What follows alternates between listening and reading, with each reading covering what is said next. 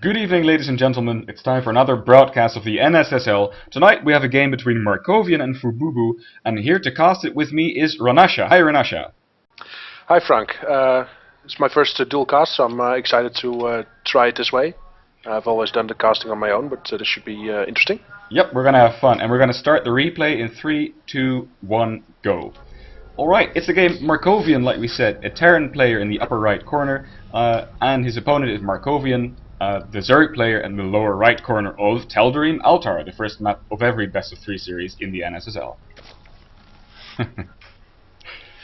Yeah, a bit as a Terran player, not that big fan of this map. I think it's a little bit too big and wide for Terran versus Zerg plays generally. But apparently you picked it because it had a perfectly balanced statistics in the Team Liquid map database. Yep, indeed. I looked at the pro gaming database, and this was the only map in the map pool at the time that had a 50-50 or a nearly 50% win rate for all races and all matchups. So I thought, well, it has to be the most balanced map at the moment, and so I picked it. Of course, there are some drawbacks. It is a large map, so it tends to favor some maybe more drawn-out games. And in PvP, of course, there's the issue with the 4-gate versus 4-gate because the ramp has no height difference, or there's no ramp, rather. Yeah. But in the end, I think it's the most balanced map. But we might change the map pool, or the starting map at least, for the next group phase. What would you think about that? I think it would be interesting just from a viewer perspective, at least, to spice it up with some different maps, because now we're seeing a lot of Tel'Darim Altar, and then the rest of the maps a bit evenly split. Some maps more than others, but yeah, this map is really getting a star appearance where other maps are just as good, I think.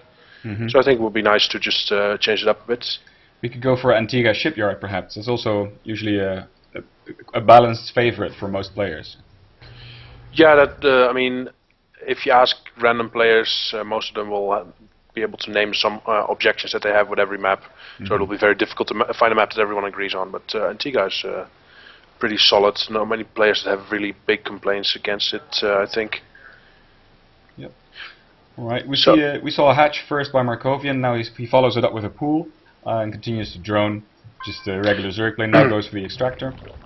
Yeah, I think Fububu is going for a 1 Rex fast expand. He's not taken his gases, and his mineral count is ramping up, so he's also playing the map, getting a relatively quick expansion. One thing that is interesting to note about these spawning positions is that Markovian got a bit lucky. If the roles were reversed, then the area underneath his natural would be very easy to approach for the Terran player. So now Fububu's natural area can be sieged up from below very easily. But of course, the Zergs don't have siege tanks. Yep. While if Fububu pushes against Markovian, that little nasty area is not really directly on its path to the base. So because it's a rotationally symmetric map, you can have these imbalances or differences depending on how the players spawn with respect to each other. And I think for this little abusive thing, it favors Markovian slightly. Though his third base is more exposed, so it's a trade-off. It's a trade-off, yeah. Most maps have these kind of trade-offs where it depends on where you spawn, and I think that's why you see that Blizzard, or certain tournaments at least, have fixed map positions, fixed cross spawns on certain maps, so to exclude these kind of quirks that you get. Yeah, that's true, but on this map they don't have that. It's generally just for the smaller maps to make sure the rush distance is not too long. We see actually that is. It's very worth noting that there's 2 command centers coming up for Fububu. First one just completing in his natural, and he's getting a very fast 3rd orbital, as well as 2 gases. So I'm thinking he'll go for some Hellions afterwards to get map control. And his 3rd orbital, it's not on orbital yet, but it will be. I don't think he plans on moving it out very soon. He'll keep it in his base to just get higher SV production for some time, to get a nice economic lead, and then when it's safe, he'll move it out. It's something that you see more often these days on when Terran players try to play economic. Instead of getting a fast 2nd command center, they get a fast 3rd and leave it in the base to make SVs. Can be a very powerful move, and indeed we see that the barracks is now building a reactor, which you predicted will go on to the factory to make Hellions. I think that's exactly what he's going to do, and get back the map control that's currently being held by these Zerglings at the watchtower. So their days seem to be numbered, or at least their map controlling days. Yeah, though Markovian already has speed completing right now, so if he wants to, he can snatch map control back by just making a bunch more Zerglings, but I don't think he'll be very eager to do that when he can just drone. On the other hand, he's getting a Roach Warren, and he already has 3 of his gases taken, so I don't think he's actually planning for a very macro-heavy game. I think now Baneling Nest going up, I think he's actually planning for some 2-base bust with roaches and banelings and a handful of speedlings to go along with it. Yeah, we're definitely going to see some aggression. And what do you think about the bunker placement of Fububu? We would usually see it more up to the ramp, but this is more attracted back to his choke. What do you think about that? Yeah, I like this better, because if you place it at the ramp, then you cannot really guard the natural expansion, and also it's very easy to run past the bunker and just run into the main. If it is a bit further back, it's easier to get in a defensive position. Yep. So I think this is a nice placement. This Infernal Pre-Igniter, Blue Flame Hellion upgrade coming up for Fububu. He's added a second factory that has a tech lab, so he's going for a mech build, it seems. He stopped marine production, he's getting an armory, so I'm pretty sure we're going to see some mech TVC coming out of the Terran player. Yeah, pretty cool. We're going to see how it faces up against the roaches, because Markovian is now building lots of roaches. He's now building 7, and he already had 6 of them. So I think there's going to be a bit of a timing push in the near future.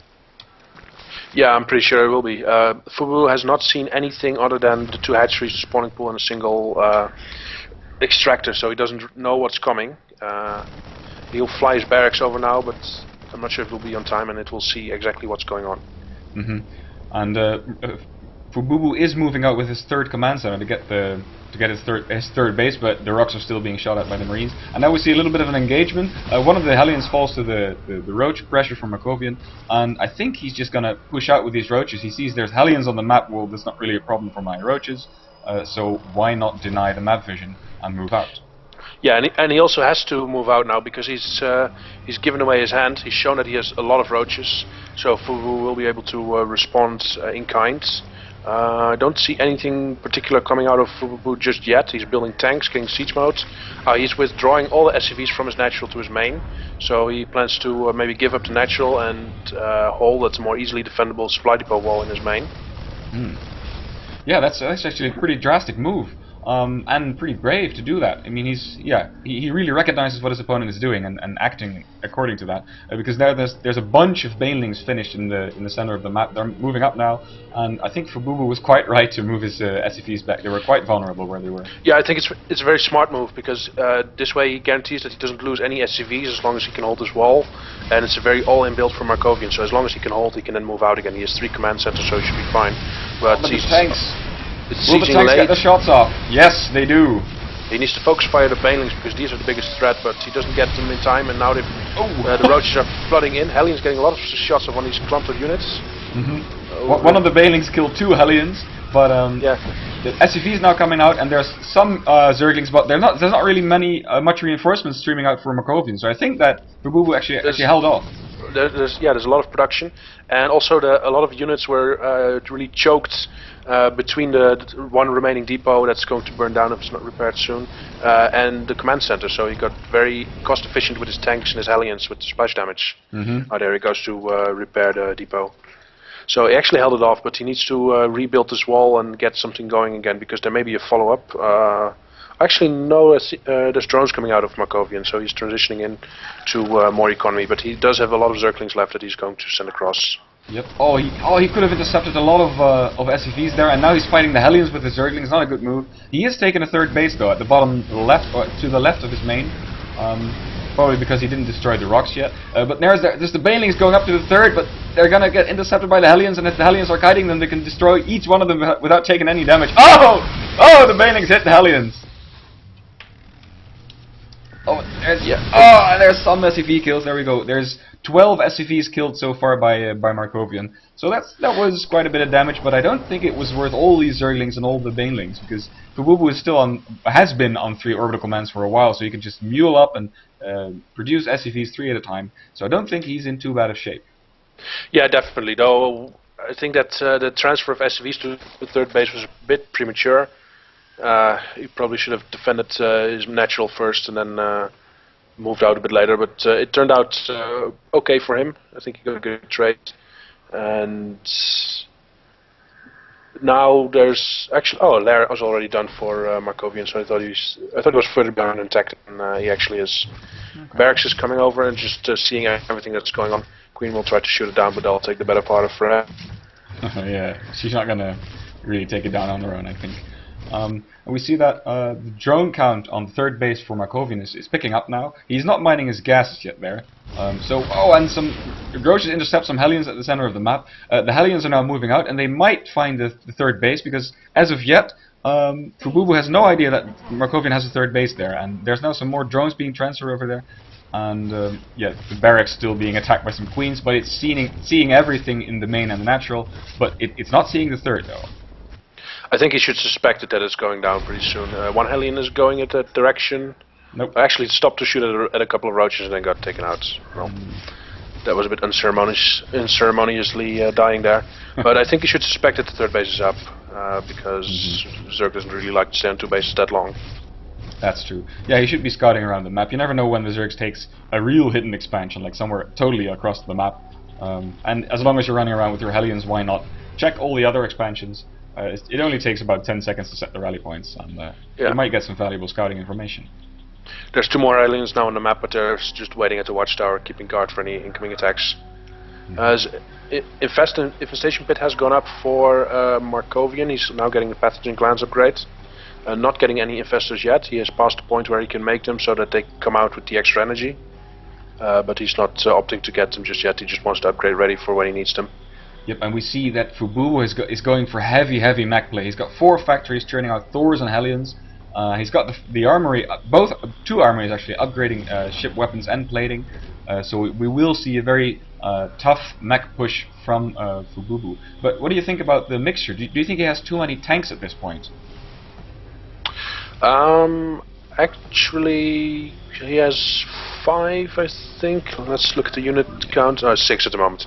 I don't think he has too many. He should not really keep making them, but this base of 6 tanks is very nice. If you can siege them up against these packs of Roaches, you can do a lot of damage. But after this, I would just go into Hellion Thor, which is exactly what he's doing. And there's going to be some drone roasting at the third from Markovian. Some Hellions made their way in there. Oh, the drones are falling rapidly. Oh, he's now trying to attack the Hellions with the drones, and that's never a good idea. All the drones were killed at the third. That's pretty painful. He does have more than enough resources to remake them, but he only has 13 larvae, so it will take a couple of production rounds to get all of them back. Fourth base being taken for Fububu, the top position. Yeah, do you think he should make that into a planetary fortress? I think that would be wise. Yeah, definitely, because mech is very slow, other than the Hellions, but they don't do so well against Roaches. And if you get attacked there, then it takes quite a long time to react, and you don't want to keep too large of an army at that base. We see a move out by Fububu. He's now moving out across the map. His Hellions facing he could from Roaches. intercept this army? No, actually, he doesn't. Tanks now sieging up. Alright, and a scan goes off to reveal the high ground, and there come the Zerglings, but not all of the tanks have been sieged. And there's the GG. Yeah, wow. I think Markovian saw that army, saw all his Zerglings melting through due to the Hellions, and then I think there were just as many Roaches as there were Thors, and then there's tanks as backup. I think that was a pretty clear win. Also, if you look at the upgrades, it's 2-2 already for the mech, and it's only 0 attack, 1 armor for the Roaches. So there's a massive upgrade difference. Yeah, it's a nice game from Fububu. Yep, I agree. We haven't seen too much mech play as of yet, have we? No, I don't think I've seen a single game in the games I've casted. It's always been either bio against in TVP or just marine tank, and then either medevacs or Vikings in TVT or TVZ. But mech is quite exciting if it's done well. This seemed to be done quite nicely. Yeah. He also had a Viking scouring the map. If you look on the way on the left side, there was a Viking roaming around seeing if he could snipe some overlords. It's always nice to do. Yeah, especially if your opponent is not going Mutalisks, which was the case in this game, then you can just get a lot of free overlords, which is just annoying for your opponent as it costs him money and larva, but also removes these overlords from the map for scouting, so that means that your opponent is in the dark for information. Exactly. Alright, so the first game goes to Fububu. Markovian can pick the map for the next game. We'll have to see which it is, which it's going to be. Stay tuned, we're going to go into the next game right away.